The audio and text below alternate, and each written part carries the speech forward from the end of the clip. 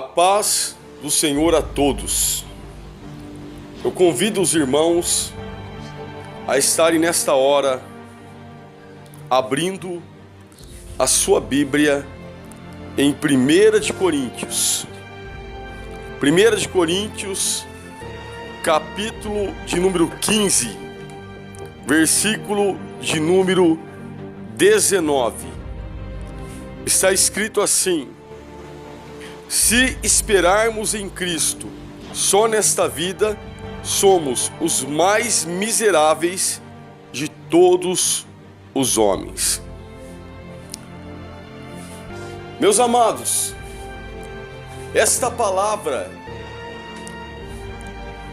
ela nos mostra, primeiro, que a igreja de Coríntios havia se esquecido da vida que viria, da vida após a morte. A igreja de Coríntios havia se esquecido da ressurreição e estava querendo viver um cristianismo terreno. Porque o cristianismo, ele traz, de certa forma, um benefício para aquele que está no cristianismo. De uma maneira ou de outra, a pessoa sempre acaba sendo abençoada por Deus, né? Porque Deus, Ele quer abençoar as vidas da sua maneira, da sua forma, né? Que muitas vezes nós não entendemos, passamos por processos difíceis da parte de Deus, mas o Evangelho, ele proporciona à pessoa curas, libertação, ele reorganiza a família, ele faz com que uma pessoa venha a ser, de alguma maneira, um exemplo como funcionário, ele faz com que a pessoa venha a ser um exemplo como aluno. Tudo isso são coisas boas. Por isso que Paulo, ele diz, se esperarmos em Cristo, somente, ele fala. Ele não desaprova isso. Ele não diz que isso está errado, que você não deve também dar o bom testemunho. Samuel mesmo cresceu na graça para com Deus, com os homens. Da mesma maneira, o menino Jesus. Não há problema algum de você viver o cristianismo aqui na terra e ser um exemplo como funcionário, como professor, né, como motorista no trânsito, como pai de família, como esposo. Tudo isso glorifica o nome de Deus. Mas Paulo diz que nós não devemos diminuir o valor que tem a obra de Cristo, focando apenas aqui na terra. Isso estava acontecendo, de certa forma, com os judeus. Os judeus esperavam um Messias terreno, como se fosse um segundo Davi, um homem, né, rei, que viesse e libertasse a nação de Israel do poder, do jugo das outras nações, do jugo dos romanos, do poder de César. Esse era o pensamento dos judeus. A igreja da atualidade não está diferente.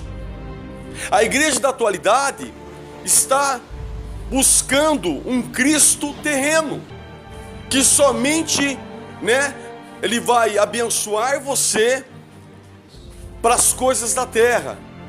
Estão se esquecendo da obra de Cristo celestial. Estão se esquecendo.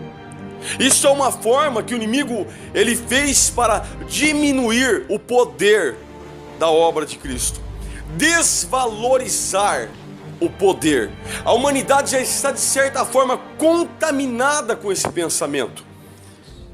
Ela está contaminada, porque se nós pararmos para pensar a condição que o homem se encontrava antes da obra de Cristo era uma condição miserável, era uma condição de pobreza espiritual, era uma condição de morte espiritual. Todo ser humano já nasce condenado ao inferno. Todo ser humano. Por quê? Por causa do pecado de Adão. Quando Adão pecou, o pecado, a morte passou a todos os homens e o pecado também entrou. E todo ser humano herda o pecado. Quando ele nasce, ele já vem, ele já nasce condenado. Ok? Então não existe uma única pessoa na terra que, ainda que viva uma boa vida, ainda que seja alguém bom na sociedade, ainda que seja um ótimo marido, um ótimo pai de família, ainda que seja uma pessoa que pague suas contas, que compre terrenos e dê para a instituição de caridade, que prepare os seus filhos para a sociedade, ainda que sejam pessoas que vivam sua vida inteira e nunca, ao menos, tenha roubado meia bala sequer, esta pessoa já tem a dívida, ela já está condenada, ela já nasce condenada por causa do pecado de Adão. Ainda que seja um índio, ainda que seja uma pessoa que nunca ouviu falar o evangelho, se você pegar um ser humano e você colocar ele dentro de uma ilha e abandonar ele lá, e der comida, frutas, tudo lá, não tiver nada do que tem na cidade, apenas as coisas naturais, e este homem viver sozinho lá, ele está da mesma maneira condenado. Por quê? Porque nós não vamos nos perder, nós já nascemos perdidos, já nascemos com saldo devedor, já nascemos contaminado por causa que nós herdamos o pecado de Adão. Você entende? Essa é a condição. Isaías, capítulo de número 64, versículo de número 6, diz que todas as nossas obras de justiça, todas, são como trapos de imundícia diante de Deus. Você pode fazer quantas obras de justiça, você pode ajudar a instituição de caridade, você pode fazer o que você quiser, tudo isso para Deus, primeiro, comparado à santidade de Deus, comparado à forma de como nós deveríamos estar, para poder um dia ir para a Nova Jerusalém, é comparado como trapos de imundícia. Efésios 2:8 diz: pela graça sois salvos, e isso não vem de vós, é dom de Deus, não vem de obras, para que ninguém se glorie. Então eu sei que eu não sou salvo por boas obras, Tito 3:5 também diz que nós não somos salvos por obras de justiça, mas sim pela lavagem, e purificação do Espírito Santo na nossa vida. Agora pare e pense, queridos, essa é a condição que o homem se encontra. Romanos 6:23 diz que todos pecaram e destituídos estão da glória de Deus. Todos pecaram. Aí o homem, será que hoje ele tem noção do valor, do poder, da preciosidade que tem a obra de Jesus? Será que ele tem noção do que aconteceu com ele quando Cristo decidiu pagar o preço pela humanidade? Será que ele tem noção? Às vezes eu tenho a impressão de que o homem não tem essa consciência. Ou o que é que está acontecendo, eu não sei. Porque a visão que o homem tem, se nós fizermos uma comparação com as coisas do mundo e as coisas de Deus, o homem tem valorizado mais as coisas do mundo. É preciso parar para pensar como é que o ser humano está, como estava alguém antes de conhecer Jesus. A condição de condenação, a dívida impagável de ir para o inferno e queimar uma eternidade lá e nunca mais sair do lago de fogo e enxofre, porque o inferno vai ser jogado lá também, condenado por toda a eternidade por causa do pecado que manchou a humanidade, que passou a todos os homens, que destituiu o homem da glória de Deus, que faz com que você não seja participante das promessas que foram feitas a Abraão, a Isaac, a Jacó, que te faz ficar separado. Tudo isso era a condição que você estava. Quando Cristo morreu pelo ser humano, Ele deu ao homem a oportunidade de se reconciliar com Deus, porque Ele já reconciliou a humanidade com Deus. Mas agora é preciso com que o homem viva para Deus, com que o homem seja de Deus.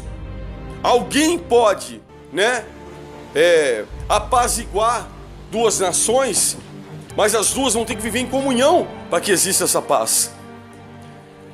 Cristo pagou já o preço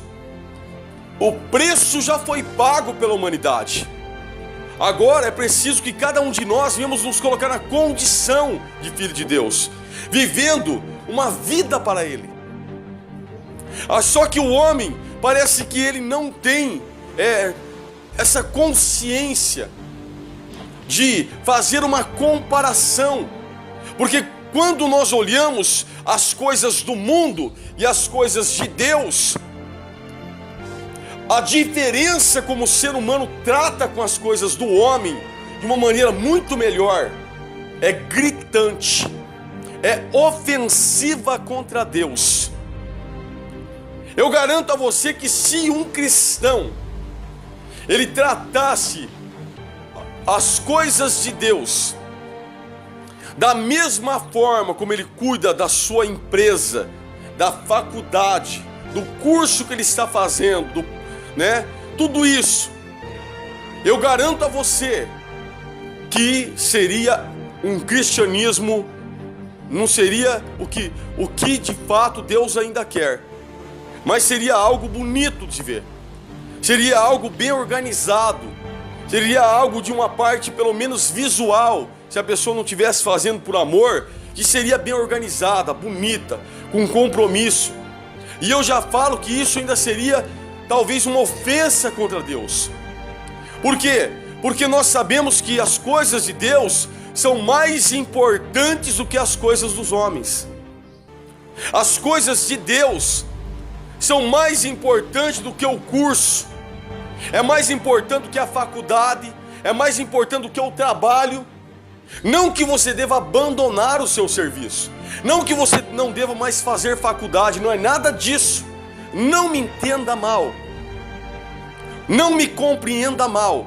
Eu estou dizendo que quando Paulo fala que se esperarmos em Cristo só nesta vida, ele disse só e a outra parte. Eu devo sim ser um exemplo como ser humano, na minha empresa, na minha escola, entre a sociedade, mas quando eu estiver lidando com as coisas de Deus, a minha dedicação deve ser muito maior, incomparavelmente. Por quê?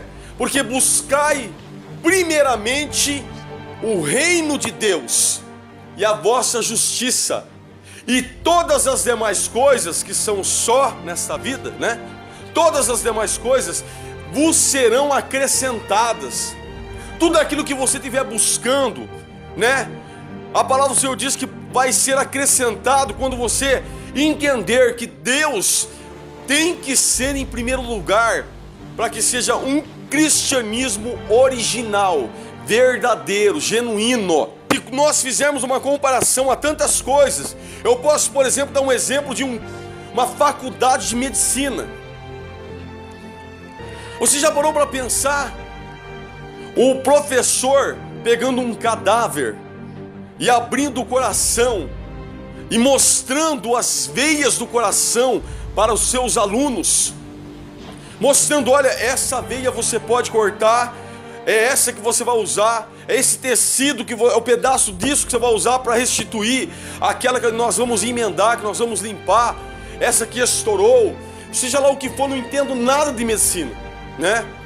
Aqui você não pode tocar, porque se você tocar, a pessoa ela vai ter complicações, dificilmente ela vai sobreviver. Eu garanto a você que nesta hora não toca telefone celular. Eu garanto a você que neste momento não tem pessoas indo no banheiro, não tem bebeção de água, não tem conversinha, não tem gente olhando para o relógio toda hora. Por quê? Porque você fala, olha, isso pode custar uma vida. Se eu não entender, se eu perder alguma coisa aqui, pode matar uma pessoa o dia que eu estiver fazendo uma cirurgia em alguém. Todo esse cuidado deve ser tido. Mas quando você estiver tratando com as coisas de Deus, deve ser muito maior do que isso. Você deve ser chato mesmo. Quando alguém te perguntar alguma coisa, você deve falar, vamos prestar atenção lá, porque Deus está falando. Vamos prestar atenção lá, porque Deus, eu posso perder alguma coisa importante aqui. Eu posso perder algo importante aqui, e depois eu posso pagar um preço por perder esse algo importante, porque pode ser bem na hora que você pergunta, Deus pode me dar uma resposta importante.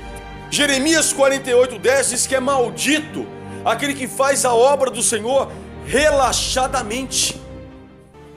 A Bíblia chama logo de maldito. Então, quando nós olhamos a comparação que é feita com as coisas da terra e as coisas celestiais, nós vemos de uma maneira gritante o quanto o ser humano tem se esquecido e tem buscado a Deus somente nesta terra, tem buscado a Cristo somente nesta vida. Cristo vai me dar uma casa, Cristo vai me dar um carro novo, Cristo vai me dar um salário maior, Cristo vai curar a minha enfermidade, Cristo vai trazer uma esposa para mim, Cristo vai trazer um esposo para mim. Ai, quantas pessoas estão na igreja porque, segundo eles, ali Deus prometeu alguma coisa para eles e eles não perdem um culto, buscando somente nesta vida e está se esquecendo das coisas espirituais. Quando eu olho para essa passagem, eu fico pensando, no mundo, queridos, você vê a pessoa, às vezes querendo provar que é filho de algum famoso, faz de tudo, arruma advogado, para tentar provar que é filho de algum jogador de futebol, de alguma celebridade de Hollywood, ou de qualquer outro lugar, faz de tudo para provar, e quando consegue provar, fica feliz, fica tão contente e não se importa se é filho de Deus ou não. O mundo está dessa forma. Os homens têm sido glorificados pelos próprios homens. Colossenses 3, do versículo 1 ao 2, diz que nós devemos buscar as coisas do alto, aquelas que vêm de lá de cima, do Pai das luzes. Os caminhos de Deus são muito mais altos que os nossos caminhos, Isaías 55:9. Mas a humanidade está se perdendo. O mandamento que o Senhor nos deu é que nós devemos buscá-lo com toda a nossa alma, com todo o nosso coração, com todo o nosso entendimento. Mateus 22:37. Mas o homem tem buscado a Cristo somente nessa vida, e quando se faz uma comparação com as coisas daqui da terra e as coisas de Deus, você vê o desleixo. Estão se colocando as coisas de Deus em segundo, terceiro e quarto plano. Mas as coisas do homem é um cuidado Sabe, as pessoas somam o que eu vou perder. Eu vou trabalhar, porque se eu não for, eu vou perder a cesta básica. Olha, eu vou trabalhar, porque se eu não for trabalhar, eu vou perder o aumento de salário. Eu quero uma promoção no emprego. As pessoas saem das suas casas para ir para o seu trabalho, para ganhar o seu salário mensal, que vai acabar, você tem que ganhar outro, vai acabar, você tem que ganhar outro. E elas enfrentam chuva, enfrentam frio, vão de ônibus, vão de trem, vão de metrô, vão de bicicleta, vão de carro e vão... Se não tem o carro, vai de a pé, tem que levantar mais cedo porque o carro quebrou, e vai para a empresa e chega no horário e pica cartão e procura produzir cada vez mais dentro da empresa. Mas quando se fala das coisas de Deus, chega atrasado. Se o carro quebrou, não vai. Se ninguém passar na tua casa, você não vem de a pé, né? Não vem de ônibus, não tem coragem de pegar. Ai, se tivesse pegar um ônibus, ai, se tivesse pegar um metrô, ai, se tivesse pegar um trem para poder vir para a casa de Deus. Ora, será que o ser humano, ele tem de fato a noção do que ele está perdendo? Você acha que você está perdendo uma cesta básica se você não vir para a casa de Deus? Você acha que você está perdendo um aumento de salário se você não vir para a casa de Deus? Você acha que você está perdendo, sei lá, uma promoção no serviço se você não vir para a casa de Deus? A palavra do Senhor diz que ao que vencer,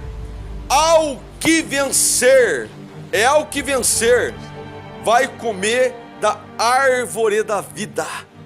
Ao vencedor, de modo algum apagarei o teu nome do livro da vida. Nós estamos falando de salvação, nós estamos falando de redenção, nós estamos falando do sacrifício do Filho de Deus. Nós não estamos falando de uma promoçãozinha, ou de R$200 a mais no teu salário, ou 300 ou 500. Nós não estamos falando de você subir, né, de encarregado para supervisor. Nós estamos falando da eternidade. Estamos falando do Espírito Santo. Estamos falando de Deus. Estamos falando de Jesus Cristo. Eu acho que a igreja perdeu o sentido dos valores. A igreja não tem noção do que ela está fazendo. A igreja está totalmente cega e surda. Porque o Senhor Jesus, Deus disse: este povo honra-me com seus lábios, mas o teu coração está longe de mim.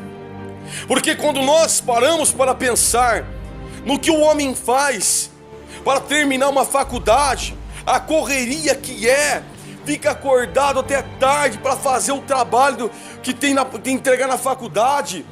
A pessoa vai, ela não perde aula, são às vezes 4 anos ali lutando, pagando caro pelaquela faculdade para terminar aquilo, para se formar, para ver se consegue ter um salário melhor, uma profissão melhor, mas acha que vai conseguir algo melhor no reino de Deus, fazendo como relaxadamente a obra do Pai, deixando as coisas de Deus como inferior.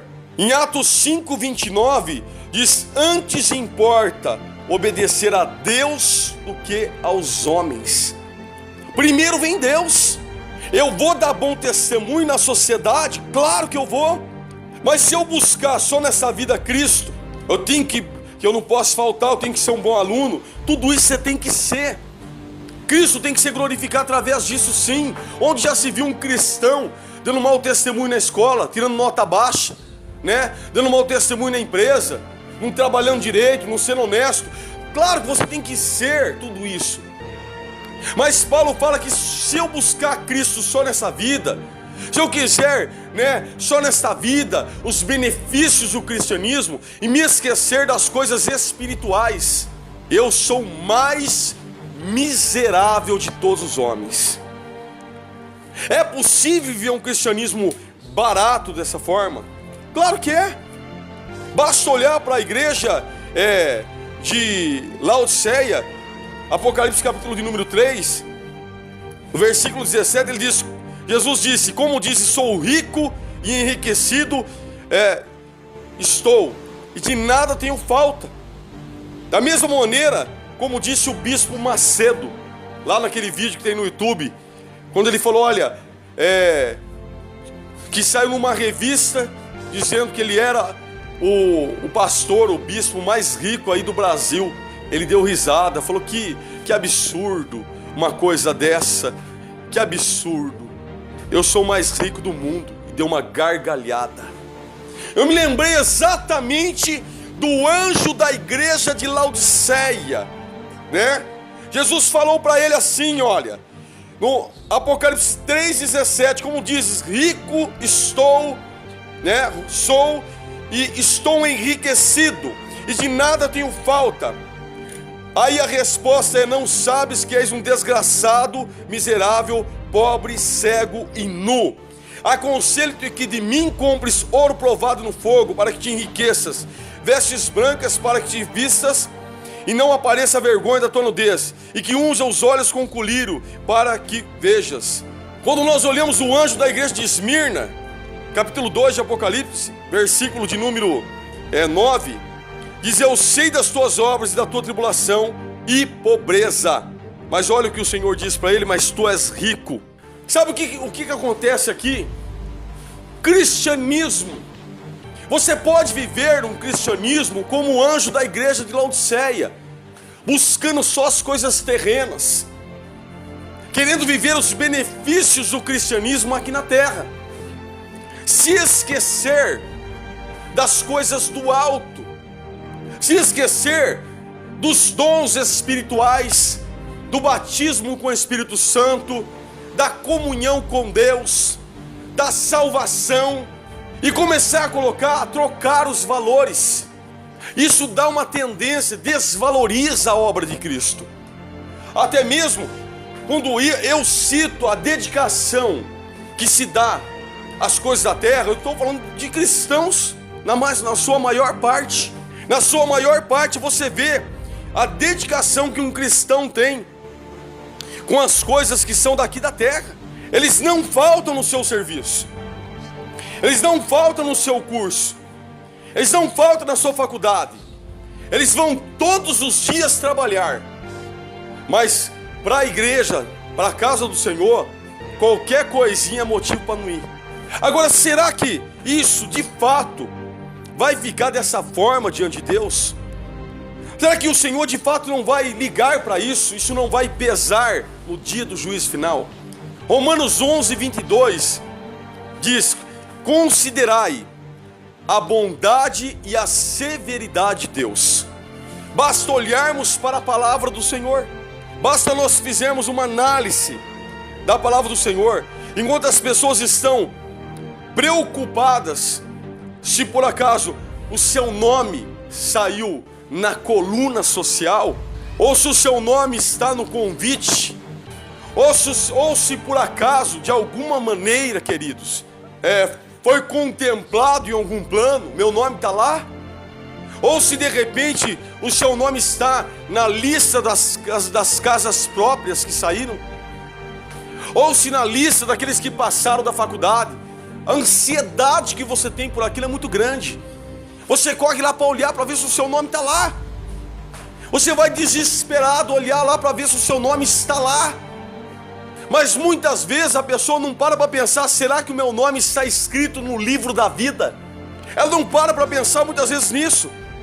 Será que o nome está escrito no livro da vida? Por quê? Porque a palavra do Senhor diz acerca da importância do seu nome estar lá. Porque se o seu nome não estiver lá, porque se você estiver vivendo um cristianismo barato, que dá valor só às coisas daqui da terra, e você não se dedica às coisas de Deus, então o nome ele é apagado do livro da vida. A palavra do Senhor diz lá em Apocalipse 3, versículo 5, ao que vencer será vestido de vestes brancas, e de maneira alguma arriscarei o seu nome do livro da vida. Apocalipse capítulo de número 20, versículo de número 12, queridos, diz que aquele que teve o julgamento, vi tronos, grandes e pequenos que estavam diante do trono, e abriram-se livros. E abriu-se outro livro, que é o da vida, e os mortos foram julgados pelas coisas que estavam escritas no livro, segundo as suas obras. Deu o mar os mortos que nele havia, e a morte e o inferno deram os mortos que nele haviam, e foram julgados cada um segundo as suas obras. E a morte e o inferno foram lançados no lago de fogo. Esta é a segunda morte. Repare, e aquele que não foi achado escrito no livro da vida foi lançado no lago de fogo. A preocupação se o nome está lá na lista dos que passaram na faculdade, ou daqueles que ganharam a casa própria, ou se o nome saiu na revista ou na coluna social, é muito maior. As pessoas não se lembram de pensar, de se preocupar se o seu nome está escrito no livro da vida. A obra de Cristo, ela é algo tão tremendo que Deus tem um livro. Existem 2 livros. Existe um livro que mostra a vida de cada um de nós, e existe um outro livro, e esse livro é um livro especial. É um livro que faz toda a diferença na vida de uma pessoa cristã. Se o seu nome não estiver lá, e você morrer, ou Jesus voltar, você perde a sua salvação. Se você morrer, e no dia do juízo o teu nome não estiver lá, escrito no livro da vida, você será lançado no lago de fogo e enxofre. Você compreende, queridos, a importância que tem e como as pessoas estão perdendo os valores, desvalorizando? A pessoa faz de tudo para não perder uma cesta básica, faz de tudo para não perder um aumento, 200 pau a mais, né? 200 reais a mais no seu salário, 300 reais a mais, 500 reais a mais, mas não faz de tudo para que o seu nome não venha a ser apagado do livro da vida. Não faz de tudo para estar salvo, ou para que a sua família venha a ser alcançada diante de Deus. Quando nós olhamos e vemos essa desvalorização e a seriedade que isso pode causar em uma pessoa, porque as pessoas acham que Deus é um Deus de açúcar, é um deusinho de açúcar, e não é. Deus não é um Deus de açúcar, Ele é um Deus sério. João capítulo 3, João 3,16 diz que Deus amou o mundo de tal maneira que deu o seu único filho ao mundo, para que todo aquele que nele crê não pereça, mas tenha a vida eterna. Isso é lindo. Mas eu vou para o versículo 36 e eu vejo assim: aquele que crê no Filho tem a vida eterna, mas aquele que não crê no Filho não verá a vida, mas a ira, estou falando da ira, a ira de Deus sobre ele permanece. A coisa é tão séria que quando nós olhamos para Hebreus, nós chegamos a assustar com o que nós vemos em Hebreus. Abre a palavra do Senhor e vamos ler juntos o que está escrito em Hebreus. Cada um pode procurar, né, interpretar de uma maneira ou de outra, de ambas as formas que forem interpretadas, de ambas as maneiras que se interpretar essa passagem, a coisa é séria. Veja bem, Hebreus capítulo de número 6, versículo de número 4, diz assim: porque é impossível que os que já uma vez foram iluminados, provaram do dom celestial e se fizeram participantes do Espírito Santo, e provaram uma boa palavra de Deus e as virtudes do século futuro, recaírem, sejam outra vez renovados para o arrependimento. arrependimento.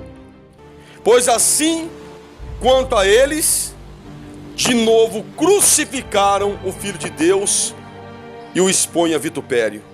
Repare, é como se você crucificasse Jesus de novo. As pessoas assistiram aquele filme lá, A Paixão de Cristo, do Mel Gibson, né? Saíram de lá todo mundo chorando, quebrantado. Diz que foi assim com todo mundo que viu. Mas a crucificação foi muito pior do que aquilo. Porque aquilo ali, o filme tentou mostrar a tortura, né? A tortura que aconteceu no corpo de Cristo. Mas existiu algo maior do que isso, que foi a parte espiritual. Outras pessoas morreram crucificadas, morreram devoradas por leões, morreram queimadas, esquartejadas. Hebreus 11 fala de homens cerrados pelo meio. Tudo isso aconteceu. Mas o peso espiritual do pecado de toda a humanidade estava, além de tudo aquilo, sobre as costas de Jesus. Se você parar para pensar que nem mesmo todas as mortes que teve no dilúvio pôde aplacar a ira de Deus e apagar a herança do pecado de Adão que estava sobre a família de Noé. Ele continuou levando o pecado, não teve como. Por quê? Porque para poder aplacar a ira de Deus, para acabar, para o preço ser pago, só o único sacrifício de Cristo, o Cordeiro de Deus, Jesus Cristo, que nos amou quando nós éramos ainda pecadores, conforme diz a tua palavra. Agora você imagina que toda vez que você recai, né, que você na verdade desiste, né, conforme diz aqui a palavra do Senhor no versículo 6, e recaírem, sejam renovados novamente. Por quê? Crucificaram o Filho de Deus e ainda expõe ele ao rebaixamento, ao vitupério, né? Isso é desvalorizar, né? É expor publicamente, né? Então veja bem a importância de você entender o valor que teve a obra de Cristo, o que você é com Cristo, o que você era e o que você é e o que você deixa de ser quando você se afasta de Deus. Não se afaste de Deus, não se afaste de Deus. Se você não está mais na presença dEle, volte correndo para Ele. Não deixe para amanhã, não deixe para depois da manhã, não deixe para domingo, não deixe para segunda, não deixe para qualquer outro dia. Vai agora correndo e se reconcilie com Deus e se quebrante na presença dEle. Quando eu olho, queridos, esta palavra, eu fico pensando, a humanidade não sabe o que significa você se afastar de Deus. É a mesma coisa de você estar crucificando o Filho de Deus de novo. É a mesma coisa de você estar fazendo ele passar pelo mesmo processo, sabe, que ele passou. É a mesma coisa como se você estivesse pegando aqueles escravos e pregando aquilo ali com toda, sem piedade, como foi, nas mãos e nos pés de Jesus. É o que diz Hebreus. E Hebreus está de acordo, né? A passagem do capítulo 6 com o capítulo de número 10. Porque quando nós olhamos o capítulo de número 10, do versículo de número 26, fala assim: porque se pecarmos voluntariamente, depois de termos recebido e conhecido a verdade, já não resta mais sacrifício pelos nossos pecados. Não tem mais. O sacrifício pelo nosso pecado foi Cristo. Agora, se depois que eu conheci, eu abandono a Cristo, eu começo a colocar de uma maneira desvalorizada, na verdade, não tem mais sacrifício para mim. E digo mais, o versículo 27 diz: o que resta é uma certa expectação horrível de juízo e ardor de fogo, que há de devorar os adversários. Agora veja, quebrando alguém a lei de Moisés, morre sem misericórdia pela palavra de 2 ou 3 testemunhas. Ele faz uma comparação, olha, lembra da lei de Moisés, era algo sério. né? Deus havia dado a lei para Moisés. Se alguém quebrava aquela lei, por 2 ou 3 testemunhas, a pessoa morria sem misericórdia. Era algo sério. Mas pior do que isso é alguém fazer isso aqui, ó. Versículo 29. Mas quanto de maior castigo cuidais, você será julgado merecedor aquele que pisar o Filho de Deus. Versículo 29. É crucificar Jesus, é pisar em Jesus. O que é pior? O que é pior? Quebrar a lei de Moisés ou pisar o Filho de Deus? O que será que deve ter um castigo pior? Alguém quebrar a lei, de repente, que um juiz colocou, ou pegar o filho dele e pisotear o filho dele, e ele vê tudo aquilo? O que será que vai trazer maior castigo para uma pessoa? O que será que vai ser mais pesado? Pois a palavra do Senhor diz que é isso que acontece quando nós desvalorizamos a obra que Cristo fez em nossa vida e passamos a valorizar mais as coisas daqui dessa terra. Porque a palavra do Senhor ainda continua dizendo assim, versículo 29, né? De quanto maior castigo cuidais, você será julgado merecedor aquele que pisar o Filho de Deus e tiver profanado o sangue do Novo Testamento, né? O sangue do Testamento, com que foi santificado, e fizer agravo ao Espírito da graça. Pois bem conhecemos aquele que disse: minha vingança e darei a recompensa, diz o Senhor. Em outra vez o Senhor julgará o seu povo. Horrenda coisa é cair nas mãos do Deus vivo. É como pisar o Filho de Deus, veja bem, é como profanar o sangue do testamento, e aqui é da nova aliança, é o sangue de Cristo, e é como fizer agravo para o Espírito da graça. É muito pior do que transgredir uma lei de Moisés. É muito pior. Você compreende a seriedade de você compreender os valores, né? Por que o homem tem desvalorizado as coisas de Deus? Eu acredito que o cristão, ele não tem noção do que aconteceu. Não é possível que ele tenha. Não é possível. Porque quando algo de fato é de valor para nós, nós damos o nosso melhor por aquilo. Nós almejamos, nós queremos alcançar. Nós fazemos de tudo para alcançar. Mas quando se perde o valor, então as pessoas começam a colocar como segundo, terceiro e quarto, nem como primeiro mais. Basta você parar para pensar, eu e você nem poderíamos passar o muro de Soreg. Já logo ali no templo, né, apenas uma vez por ano o sacerdote podia entrar, Hebreus 9, 25. Só uma vez por ano. Ele fazia sacrifício pelos próprios pecados dele e depois pelo pecado de todo o povo de Israel. Uma vez por ano, talvez nunca mais na vida ele entrasse lá de novo. Os outros sacerdotes não poderiam entrar dentro do Santo Santo. Eu e você, existia um limite no templo, um muro chamado Muro de Soreg. Nós não poderíamos passar aquele muro. Havia uma escrita, um alerta, que todo gentil que passasse aquilo ali, né, morreria. A pena era de morte, era por apedrejamento. Eu e você nunca estaríamos ali, nem sequer num lugar chamado lugar santo, que é antes do Santo Santo. Existia um pátio especial para os gentios, né? Sabe, nós éramos separados, havia parede de separação.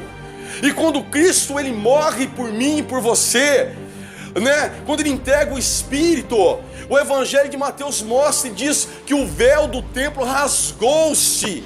O véu do santuário, do Santo Santo, ele rasgou de cima para baixo, mostrando que a salvação veio do alto.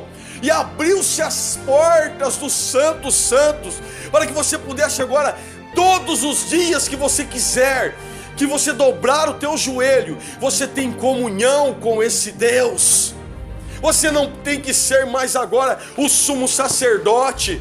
Você não precisa mais agora fazer sacrifício pelos seus pecados, porque o sacrifício de Cristo já é o único sacrifício, e ele está ativo. O sangue dos outros animais, quando eram mortos no sacrifício, logo a vida daquele sangue morria, mas a vida do sangue de Cristo pulsa por toda a eternidade, porque o seu sacrifício é eterno, é para todo sempre. Ele nos deu vida, Ele nos tirou da morte, Ele nos levou ao santo dos santos. Agora nós somos filhos de Deus, o nome é escrito no livro da vida. Olha o que Cristo fez por nós.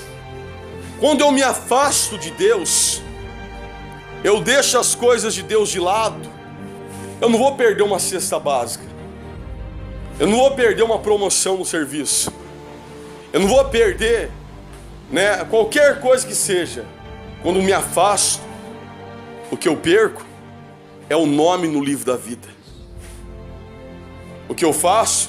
Crucifico Jesus de novo. O que eu faço? Eu piso em Jesus. O que eu faço? Eu profano o sangue do Novo Testamento. Olha que coisa sagrada. O que eu faço? É isso. O agravo ao Espírito da graça. A palavra do Senhor diz que a nossa morada é no céu. Ele me deu direito com tudo aquilo que Ele passou. Ele me deu o direito de estar para sempre com Deus. O que eu estou falando aqui? Sabe o que é seu nome estar no livro da vida? Sabe o que é você ser salvo? É nunca mais você morrer. Apocalipse capítulo de número 21, versículo do número 1 ao 8. Eu quero ler para você. O que é que Cristo fez por nós? Eu vi um novo céu e uma nova terra, porque já o primeiro céu e a primeira terra passaram, e o mar já não existe. E eu, João, vi a santa cidade, a nova Jerusalém, que de Deus descia do céu, adereçada como esposa ataviada para o seu marido. Ouvi uma grande voz do céu que dizia: eis aqui o tabernáculo de Deus com os homens, pois com eles habitará, e eles serão seu povo, e o mesmo Deus estará com eles e será seu Deus. E Deus limpará dos seus olhos toda lágrima, e não haverá mais morte, nem pranto, nem clamor, nem dor, porque já as primeiras coisas são passadas. E o que está sentado sobre o trono disse: eis que faço nova todas as coisas. E disse: escreve, porque essas palavras são verdadeiras. E disse-me mais: está cumprido. Eu sou o Alfa e o Ômega, o princípio e o fim. A quem quer que tiver sede, de graça lhe darei da fonte da água da vida. Quem vencer herdará Quem vencer herdará todas as coisas, e eu serei seu Deus, e ele será meu filho. Mas quanto aos tímidos, aos incrédulos, aos abomináveis, aos homicidas, e aos fornicadores, e aos feiticeiros, e aos idólatras, e a todos os mentirosos, a sua parte será no lago que arde com fogo e enxofre, o que é a segunda morte. Olha o versículo 9. Olha a glória deste lugar. E veio um dos 7 anjos que tinha as 7 taças cheias das últimas 7 pragas, e falou comigo dizendo: vem, mostrar-te-ei a esposa, a mulher do Cordeiro. E levou-me em espírito a um grande alto monte, mostrou-me a grande cidade, a santa Jerusalém, que de Deus descia dos céus. Sabe para onde você vai quando você morre, o servo de Deus? Para Nova Jerusalém. Esta é a cidade que os santos do Antigo Testamento, Abraão, Isaac, Jacó, Isaías, esperavam. Se você parar para pensar, você vê que a palavra do Senhor fala que eles almejavam, eles esperavam uma cidade celestial. Os santos do Antigo Testamento, eles esperavam, né, uma cidade celestial, aquela que é de cima. Você pensa que eles estavam procurando uma pátria terrena? Eles não procuravam uma pátria terrena, eles procuravam uma pátria celestial. Em Hebreus 11:13 diz, vamos fazer assim, Hebreus 11, versículo de número 9: pela fé habitou na terra da promessa como em terra alheia, morando em cabanas com Isaque e Jacó, herdeiros com ele da mesma promessa, porque esperava a cidade que tem fundamentos, na qual o artifício construtor é Deus. Olha o versículo 13: e todos estes morreram na fé, sem terem recebido a promessa, mas vendo-as de longe, crendo nelas e abraçando-as, confessaram que eram estrangeiros e peregrinos na terra, porque os que dizem claramente, mostram que buscam uma pátria. E se na verdade se lembrasse daquela de onde haviam saído, teriam oportunidade de voltar. Mas agora desejam uma melhor, isto é, a celestial, pela qual também Deus não se envergonha deles e de se chamar seu Deus, porque já lhes preparou uma cidade. A promessa é a Nova Jerusalém, querido. E quando eu olho no capítulo 21 de Apocalipse, no versículo de número 11, eu vejo: tinha a glória de Deus, a sua luz era semelhante a uma pedra preciosíssima, como a pedra de jaspe, como um cristal resplandecente. Olha o versículo 16: a cidade estava situada em quadrado, e o seu comprimento era tanto como a sua largura, e mediu a cidade com uma cana até 12.000 estádios, e o seu comprimento e largura e altura eram iguais.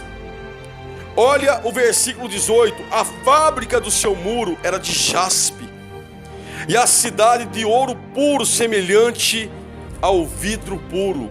Olha o versículo 21: e as 12 portas eram 12 pérolas, e cada uma das portas era uma pérola, e a praça da cidade era de ouro puro, como vidro transparente.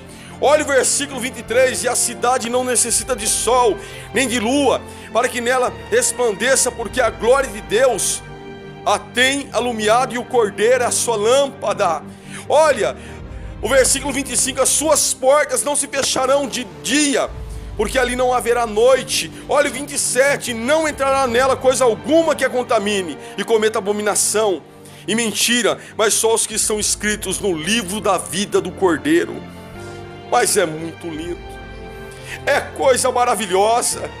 Olha o versículo de número 12: eis que cedo venho, e o meu galardão está comigo para dar a cada um segundo as suas obras. Olha o 14: bem-aventurado aqueles que lavam as suas vestiduras no sangue do Cordeiro, e tenham direito à árvore da vida, e possam entrar na cidade pelas portas, e ficarão de fora os cães, os feiticeiros, os que se prostituem, os homicidas, os idólatras, e qualquer que ama e comete a mentira. Você parou para pensar? Eu vou finalizar por aqui. Aquele lugar nunca mais você vai morrer. Se você conseguir evangelizar a tua família, a tua mãe, o teu pai, o teu sobrinho, a tua sobrinha, nunca mais eles vão morrer. Não vai morrer de câncer, não vai morrer de ataque cardíaco, não vai morrer de derrame, não vai ter nada disso. Por quê? Porque ali é para a eternidade, é para sempre com Jesus. Vai comer da árvore da vida, vai beber da fonte da água da vida. Ali vai ser um lugar tão glorioso. Você vai adorar a Deus por toda a eternidade. Não vai ter noite, porque você não precisa descansar, porque você vai estar num corpo glorificado. Ali vai ser algo tremendo, indizível. Então, quando eu me afasto de Deus, quando eu não me dedico a Ele, olha, eu perco muito mais do que uma cesta básica, do que o serviço, do que R$200 mais o meu salário, do que uma promoção. Eu perco muito mais do que isso. Se eu ganho no meu trabalho, quando eu me aproximo de Deus, eu também ganho na vida cristã. Eu também sou abençoado na vida cristã. A comunhão, o batismo com o Espírito Santo, os dons espirituais, o meu ministério ativo dentro do plano de Deus. Mas se eu também não me dedico, eu não chego a lugar nenhum. Eu oro a Deus para que esta palavra ela desperte em você a seriedade acerca das coisas de Deus, para que você não venha buscar a Cristo só nesta terra, mas você venha pensar na vida celestial, em nome de Jesus. Que Deus abençoe, que essa palavra venha a ser uma bênção na tua vida, que essa palavra venha a ser uma semente na tua vida, no teu coração, que essa palavra te renove, te faça ser uma pessoa temente a Deus, que venha ter o temor de Deus, porque a verdade, ela cura. O remédio muitas vezes deve ser o ruim, se assim for preciso, mas que ele cause um efeito, que ele tire de nós a doença espiritual, nos cure para Cristo, em nome de Jesus. Que Deus abençoe a tua vida, que Deus abençoe a tua casa, a tua família, os teus filhos, que todos eles possam um dia morar na Nova Jerusalém, na cidade celestial, em nome de Jesus. Amém.